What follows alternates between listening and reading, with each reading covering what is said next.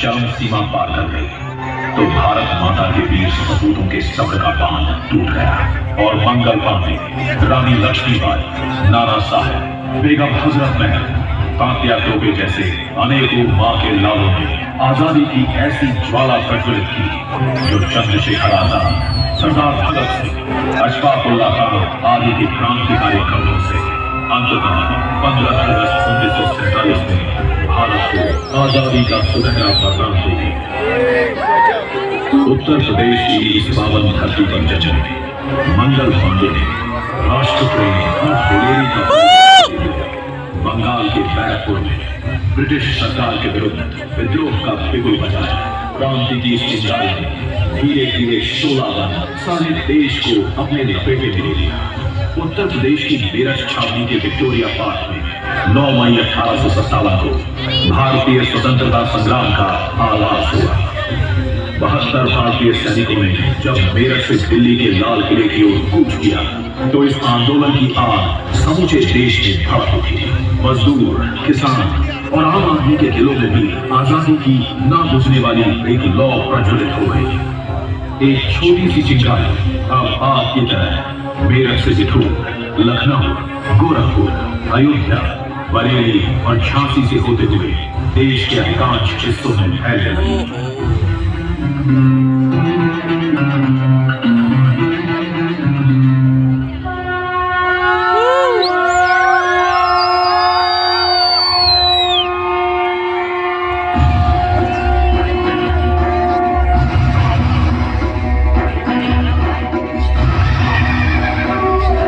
एक चिंगारी आग बन गई, आजादी की इच्छा संग्राम बन गई।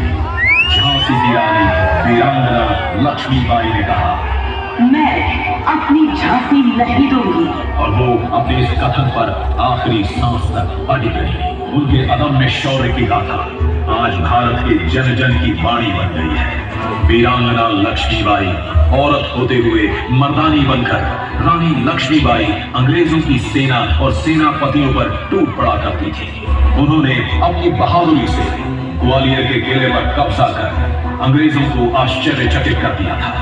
झांसी की रानी ने अंग्रेजों को जीते जी झांसी के किले पर कब्जा नहीं करने दिया।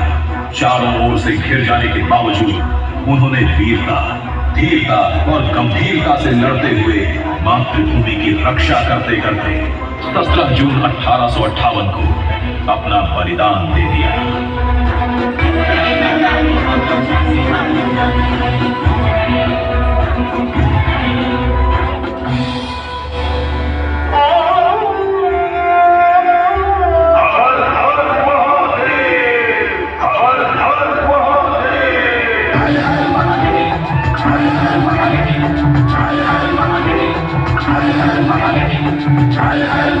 यद्यपि 1857 की क्रांति अपने लक्ष्य को हासिल न कर पाई, पर इसने व्यापक रूप से हर भारतीय के दिल में कभी न बुझने वाली आजादी की एक लौ जला दी। इसके पश्चात महात्मा गांधी के नेतृत्व में स्वदेशी मांग के रूप में आजादी की एक संगठित, सुनियोजित व निर्णायक लड़ाई शुरू हुई।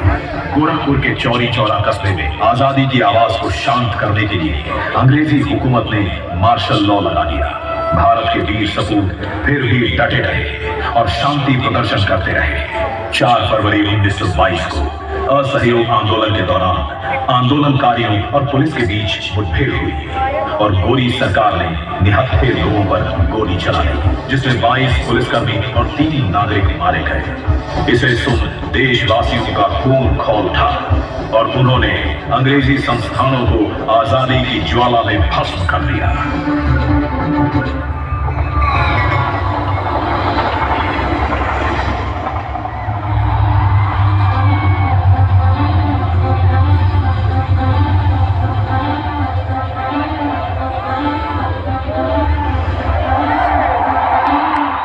भारत के पहले स्वतंत्रता संग्राम में जो आजादी की ज्योत जली थी, वो जन आक्रोश की ज्वाला बनकर चौरी चौरा में उभरी। देश प्रेम में रसित क्रांतिकारी राम प्रसाद बिस्मिल, राजेंद्र लाहिड़ी, चंद्रशेखर आजाद और अशफाक उल्लाह आदि ने अंग्रेजों को सबक सिखाने के लिए और देश को आजाद कराने के अपने इरादे को अंजाम देने के लिए काकोरी ने ट्रेन रोक दी और भारतवासियों का जो पैसा अंग्रेज विलायत ले जाने वाले थे उसे वापस लेकर उनके मंसूबे को नेस्तनाबूद कर दिया।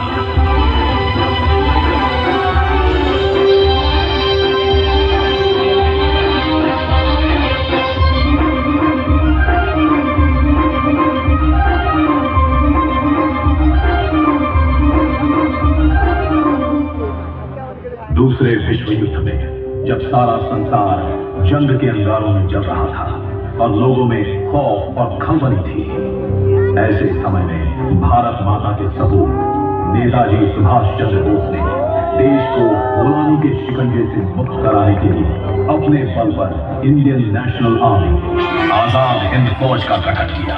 पराधीन देश की जनता में स्वराज के संघर्ष को नई चेतना मिली। नेताजी ने आजाद हिंद फौज में 40,000 कर्मठ योद्धाओं को भर्ती कर लिया। इस तरह पूरे देश में आजादी के प्रति नई ऊर्जा और ज्वाला उत्पन्न हुई। देश में नया जोश था। नेताजी ने अंडमान निकोबार के कुछ द्वीपों को आजाद करवाकर आजाद हिंद सरकार बनाई और वो पहली सरकार के प्रधानमंत्री बने।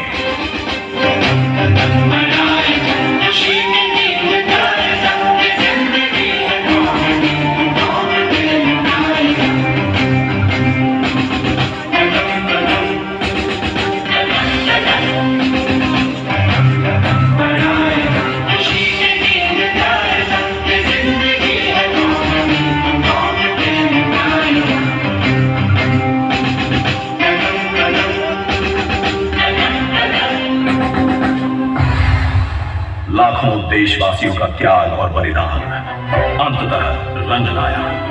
अंग्रेज देश छोड़ने को विवश हुए और यूनियन जैक की जगह हमारा तिरंगा भारत माता के मस्तक पर लहराया। 75वें वर्ष काल चक्र के एक ऐसे मुकाम पर है जहां भारत दुनिया के सर्वोच्च देशों में गिना जाता है।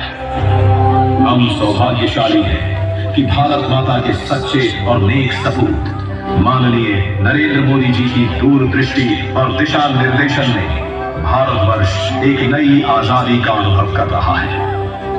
हम सभी सौभाग्यशाली हैं कि उत्तर प्रदेश की इस पावन धरती के लाल कर्मयोगी यशस्वी मुख्यमंत्री योगी आदित्यनाथ जी के योग्य दिशा निर्देश पर उत्तर प्रदेश विकास के पथ पर तेजी से अग्रसर है और हम एक नई वास्तविक आजादी का अनुभव कर उल्लास से सराबोर हैं। आइए हम सब मिलकर आजादी के इस अमृत महोत्सव का आनंद लें और खुशियां बांटें। स्वस्ति प्रभुः परिप्लायन्तं न्यायेन मार्गेण महिं महिषाहि गो ब्रह्मणेभ्यः सभामस्तु नित्यम् लोक समस्तः सुखिनो भवन्तु।